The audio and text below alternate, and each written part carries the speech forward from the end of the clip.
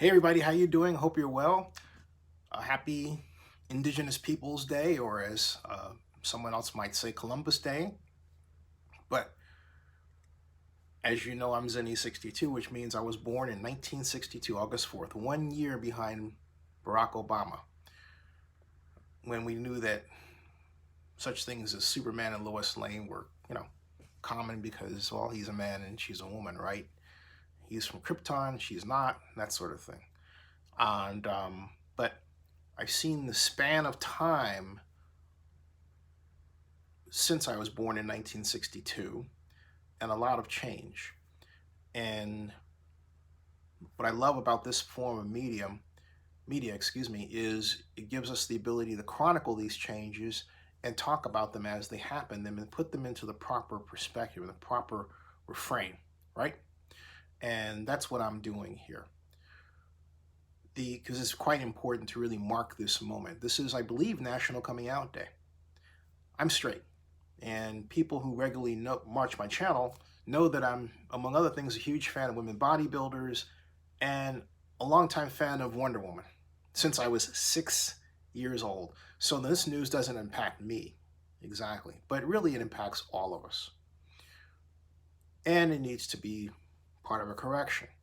First of all, the common announcement is that Superman is bisexual and coming out. To which one would say, well, gee, what does that mean about Superman and Lois Lane? Does Lois know this? Did Lois approve of this? Is Lois pissed off? Did Lois hit Superman over the head with a rolling pin? Do you know what a rolling pin is, by the way? You ever try to make a cake? What does that all mean? What is it that's going on when we read that information? Is it true? Well, if you're reacting like with shock and horror, that's part of the trick, okay? Because the fact of the matter is it's not exactly true. The fact is that Jonathan Kent, Superman's son, is bisexual. And I didn't get the press release on this from DC Comics. You ought to put me on your list. Marvel, for some of these things, Marvel Comics does. But from what I understand, in a modern age, this is what I think is going on. And this is from my experience since 1962. A number of my friends, though by far not the majority just because of where we are in society, have kids who are gay or bisexual. It is common.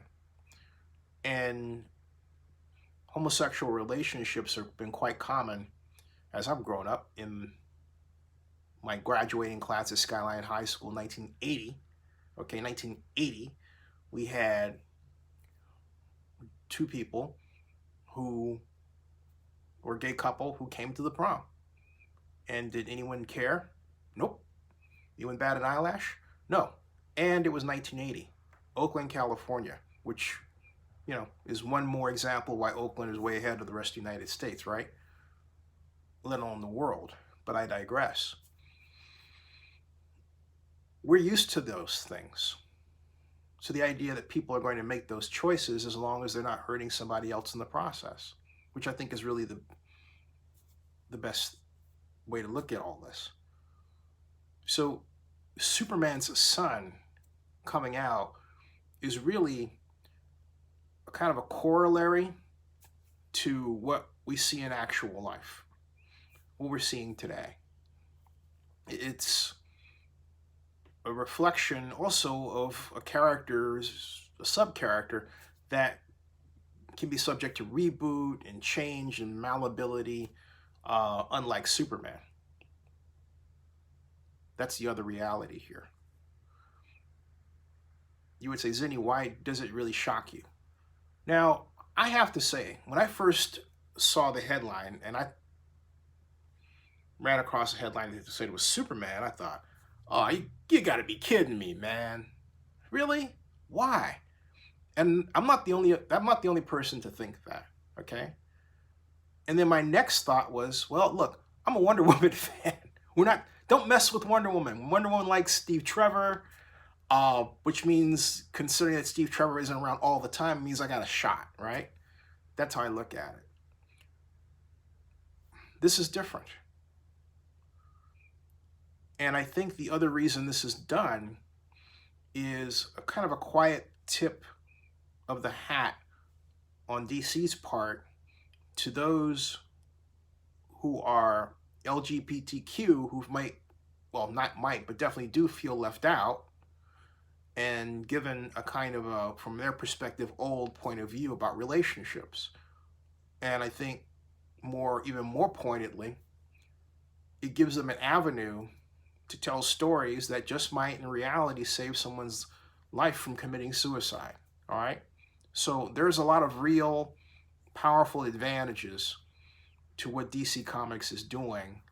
And I think they should be applauded, even if that wasn't their view of it. Even if it was a look at money and said, hey, how do we sell more of our character content, right? It's not so much paper anymore.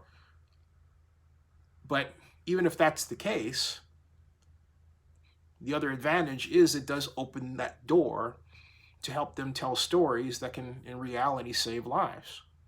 The bottom line is, now more than ever, characters that were created on paper in the 20th century are now essentially brought to life through better animation and live action and live special effects so effective it looks like someone or something actually exists. And that started as far back as Jurassic Park. Now we're ahead of that. So all that comes into play, I think, in DC Comics' decision to do what they've done. And what's the overarching message regarding where we're going in our society? I'm not sure this is a part I'm comfortable with, excuse me.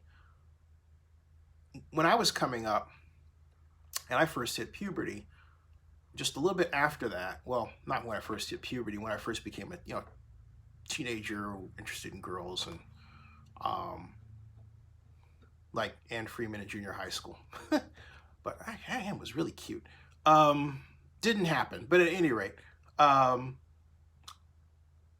just shortly after that, there was a book that came out called Men Are From Mars and Women Are From Venus. And the idea is that men and women are so far apart in their communications that one might as well be on Mars and the other Venus.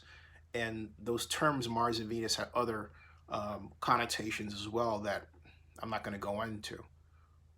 But the idea is that, okay, men and women have different styles of communicating, and here's a book to show you how to, if you're a man, how to understand a woman and vice versa, okay?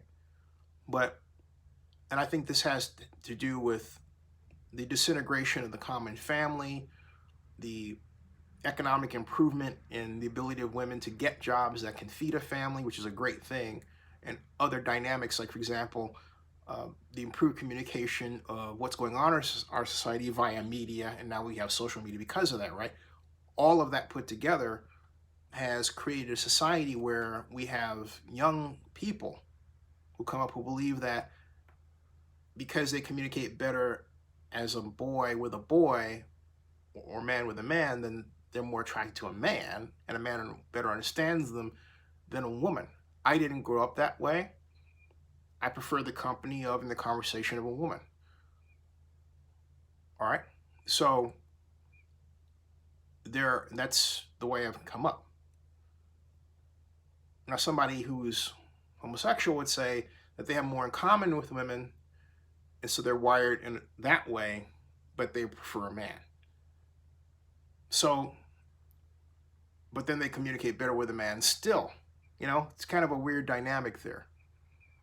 But my point is, where we are today is such that men do not try as hard to communicate with women and appreciate who they are. And so we've had image after image after image after image of men being mean to women, of men striking women, which shouldn't be. And then we had this conversation for a while. It was the idea that, well, it's sexist to hold the door open for a woman. But the people who put that out were young and really didn't really stop to think that, hey, women bear children.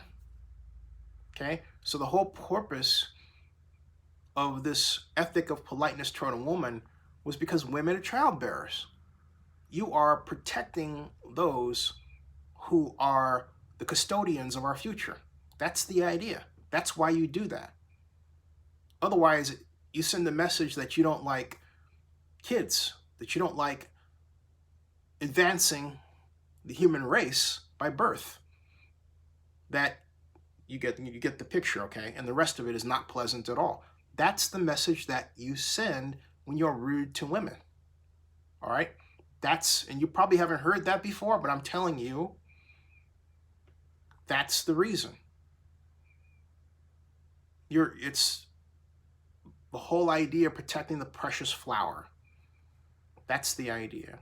So my concern is that we have a section of society that didn't grow up with that kind of thinking, doesn't understand it, and by extension won't appreciate women. And so what happens is what we have had today. Because of the pandemic, we've had a reduction in the ability of women to get jobs, to pay for their lifestyles, to get jobs, to pay for their kids. We've had more women homeless. And we have a society that, for the reasons I stated, seems to care less. Otherwise, it wouldn't allow this situation. It's a bad thing. It's a bad thing. Okay? So, as much as I applaud DC Comics for its action, I also express concern for our future regarding how we treat women. And Jonathan Kent represents the future. Superman, Clark Kent, and Lois Lane are still very much together. But then, as I said before, hey, Diana Prince, Wonder Woman, I'm available. All right. Subscribe to Zenny62 and bookmark oaklandnewsnow.com.